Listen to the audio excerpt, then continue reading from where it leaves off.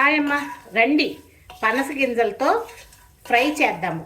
Tea time స్నాక్గా కూడా మీరు తినొచ్చు. పొడిగా ఉన్నప్పుడే కొయ్యాలి. కడిగి ఆరపెట్టాము, తర్వాత కోయండి.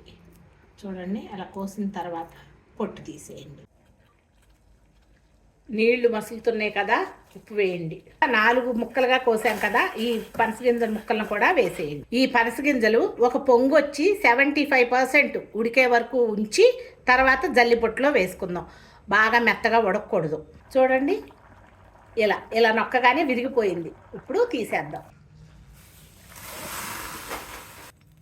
మొదట ఉడకపెట్టి జల్లిపొట్టులో వేసుకున్న పనస గింజల ముక్కల్ని వేసేద్దాం. హై మీద పెట్టండి, దగ్గర ఉండండి, తిప్పండి అమ్మ. కొంచెం వేగాలి.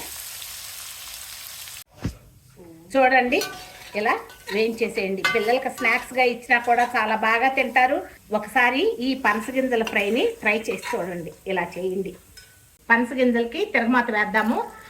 ఆవాలు, జీలకర్ర, శనగపప్పు, మినపప్పు వేసి బ్రౌన్ కలర్ వచ్చే వరకు వేయించడం. కచ్చా పచ్చాగా నూరు పెట్టుకున్న వెల్లుల్లిపాయలు, కచ్చా పచ్చాగా దంచిన జీలకర్ర, కరివేపాకు కూడా వేసేయండి. ఒకసారి తిప్పు, లైట్ బ్రౌన్ కలర్ వచ్చే వరకు వేయించడం.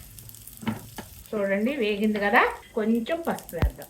ఒకసారి తిప్పేసి ఇప్పుడు వేయించుకున్న తిరగమాతని వేసేద్దాం. ఒకసారి తిప్పేస్తాను.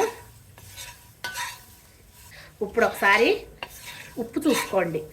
కొంచెం కారం, కొంచెం పొడి మసాలా. ఉప్పు చూసి వేసుకోండి, ఫస్ట్ వేసాం కదా అందుకని. కొంచెం ఉప్పు వేసి ఒకసారి తిప్పుదాం. ఈవినింగ్ టీ టైం స్నాక్గా తినొచ్చు.